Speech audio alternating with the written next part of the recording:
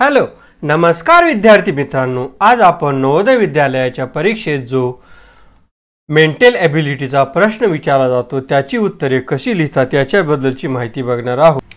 Mental एबिलिटीच्या प्रश्नामध्ये विद्यार्थी मित्रांनो वेगळे पद ओळखा, कोणतं वेगळे पद ओळखा असा एक प्रश्न असतो। त्याची उत्तरे लिहित असताना आपण काय काळजी घ्यायला पाहिजे याच्याबद्दलची सविस्तर माहिती बघणार आहोत। वेगळे पद ओळखा म्हणजे कशी सूचना असते बरं, त्याला सूचना असते प्रश्न।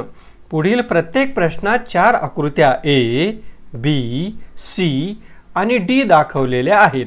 जसं की बघा इथं ए, बी, सी आणि डी या 4 आकृत्यापैकी 3 आकृत्या कोणत्या तरी बाबतीत समान आहेत, म्हणजे सारख्या आहेत, आणि एक आकृती त्यांच्यापासून निराळी आहे म्हणजे वेगळी आहे। त्या निराळ्या आकृतीची निवड करा आणि तिच्या वर्णाक्षराचे वर्तुळ काळे करा।